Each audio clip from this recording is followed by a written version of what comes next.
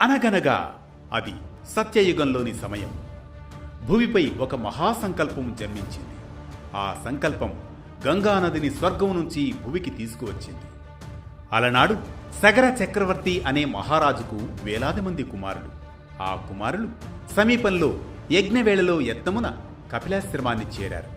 యజ్ఞంలో వారు ఋషి కపిలుని ఆశ్రమాన్ని భంగపరుస్తారు. తమ యజ్ఞానికి భంగం కలగడంతో కపిల మహర్షి ఆగ్రహిస్తారు.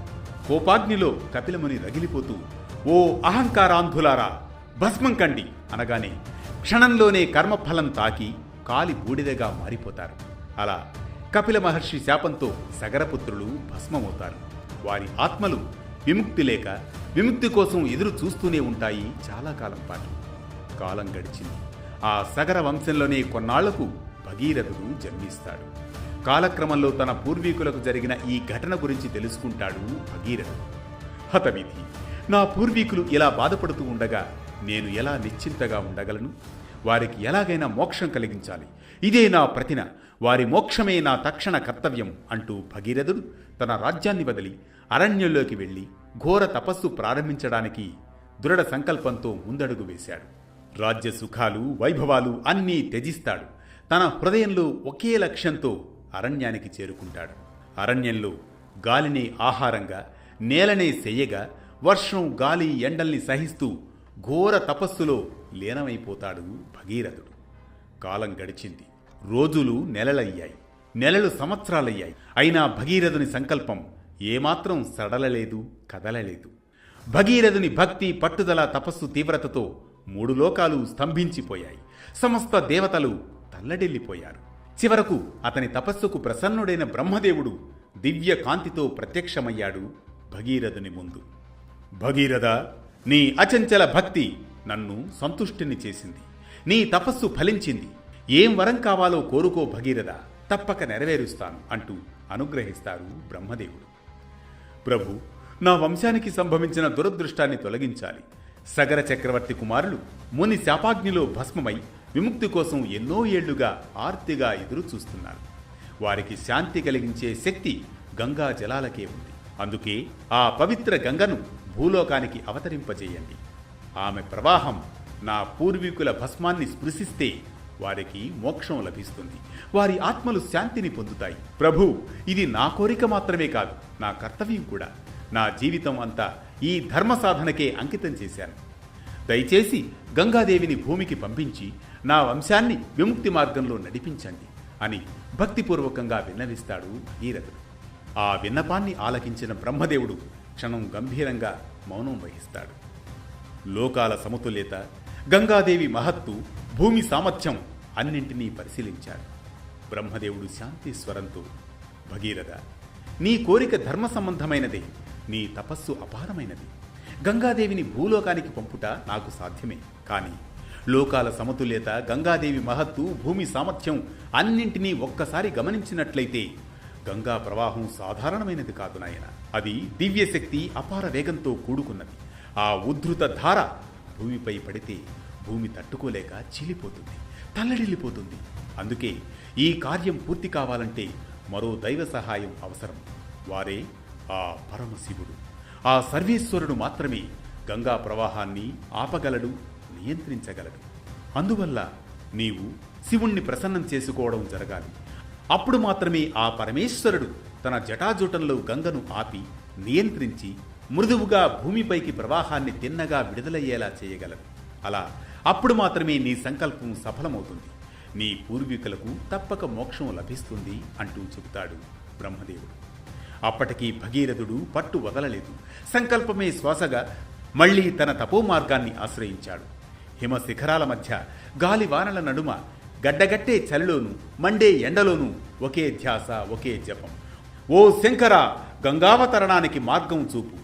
దేహం క్షీణించింది, కానీ ధ్యానం క్షీణించలేదు. కాలం కరిగిపోయింది, సంకల్పం కదలలేదు. భగీరథుని తపస్సు తారస్థాయికి చేరింది. లోకాలన్నీ ఆ తపోధారకు సాక్షులయ్యాయి. అప్పుడు ఆకాశం నిశ్శబ్దమైంది, గాలి స్తబ్దమైంది, హిమాలయాలు గంభీరంగా కంపించాయి.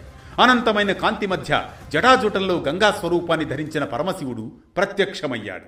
నీలకంఠుని కాంతి ప్రకాశించగా తన త్రినేత్ర దృష్టి భగీరథునిపై పడగా తపస్సు ఫలించిన క్షణమది. భగీరథ, నీ భక్తి అచంచలమైనది, నీ తపస్సు అఖండమైనది, లోకాల మేలు కోసం చేసిన నీ ప్రయత్నం నన్ను కదిలించి వేసింది అని ఆ పరమేశ్వరుడు అనగానే భగీరథుడు వినమ్రంగా ఆ పరమేశ్వరుడికి నమస్కరించి నిలిచాడు. కళ్లల్లో ఆనంద బాష్పాలు, హృదయంలో పరమశాంతి. అది భక్తి గెలిచిన క్షణం, దైవం దిగివచ్చిన వైనం. భగీరథ, నీ భక్తి నన్ను కదిలించింది. గంగను నా జటాజూటాల్లో ఆపి నెమ్మదిగా భూమిపైకి ప్రవహించేలా చేస్తాను అంటూ అనుగ్రహిస్తాడు ఆ పరమేశ్వరుడు. అలా ఒక దివ్య క్షణం ఆవిర్భవించింది. ఆకాశం నుంచి గంగాదేవి ఉద్ధృతంగా దిగివచ్చింది. కానీ శివుడు చిరునవ్వుతో ఆమెను తన జటాజూటాల్లో బంధించాడు. గంగాదేవి అక్కడే చిక్కుకుపోయింది. ప్రభు, నా గర్వాన్ని క్షమించండి, నన్ను విడుదల చేయండి అని గంగ శివుని ప్రార్థించగానే శివుడు సంతోషిస్తాడు. తన జటాజూటం నుంచి గంగను మృదువుగా విడుదల చేస్తాడు. ఆమె ప్రవాహం ఇప్పుడు శాంతంగా భూమిపైకి ప్రవహించడం ప్రారంభించింది. భగీరథుడు ముందుకు నడుస్తూ గంగను తన పూర్వీకుల వద్దకు తీసుకువెళ్లాడు. ఆమె జలాలు భస్మాన్ని తాకగానే వారికి మోక్షం లభించింది. భగీరథుని తపస్సు ఫలించింది. ఆ రోజు నుంచి గంగానది భాగీరథిగా ప్రసిద్ధి చెందింది.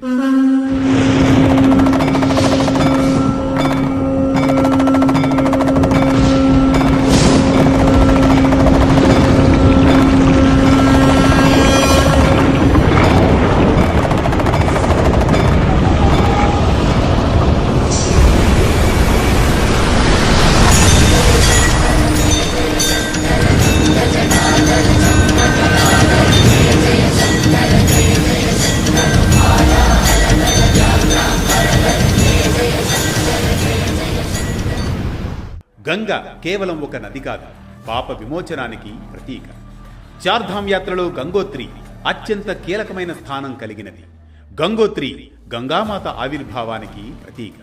గంగోత్రి వద్దే గంగ భూమిపై ప్రవహించడం ప్రారంభించిందని పురాణాలు చెబుతున్నాయి. అందుకే దీనిని భాగీరథి జన్మస్థలంగా కూడా భావిస్తారు. గంగలో స్నానం చేస్తే పాపాలు నశిస్తాయని నమ్మకం. అందుకే చార్ధామ్ యాత్రలో గంగోత్రి దర్శనం ఆత్మశుద్ధికి అడుగుగా భావిస్తారు. హిమాలయాల్లో అనేక మంది మహర్షులు తపస్సు చేసిన ప్రదేశం గంగోత్రి. ఆధ్యాత్మిక శక్తి అక్కడి వాతావరణంలోనే నిండి ఉంటుంది. చార్ధామ్ యాత్రలో యమునోత్రి తర్వాత గంగోత్రికి వెళతారు. ఇది భక్తుని యాత్రలో భయం నుంచి పవిత్రత వైపు మార్పును సూచించేదే గంగోత్రి. ఇది చార్ధామ్ యాత్రలో గంగోత్రి ఆవిర్భావం, ప్రాభవం, పాప విమోచనానికి పవిత్ర స్థానం. ఈ కథనం మనకిచ్చే సామాజిక సందేశం ఒక్కటే: పరహితం పదమై సాగితే జీవితం పవిత్రమవుతుందని, పట్టుదల పునాది అయితే అసాధ్యం సైతం సాధ్యమవుతుందని, అహంకారం అగ్నిలా అన్నింటినీ భస్మం చేస్తుందని, వినమ్రత గంగలా మనసును మోక్ష మార్గంలో నడిపిస్తుందని. ఇలా ప్రతి ఉదయం ఓ పురాణ కథనం, సూటిగా స్ఫూర్తిమంతంగా సామాజిక సందేశంగా, ధర్మం చెప్పే కథల సవ్వడి, జ్ఞానం చెలరేగే కథన ఒరబడి, ప్రతి ఉషోదయానికి ఊరటనిచ్చే ఊసులై, మనసుకు మాధుర్యమిచ్చే మాటలై అనగనగా అంటూ మళ్లీ రేపు పలకరిస్తుంది మీ వేటు న్యూస్.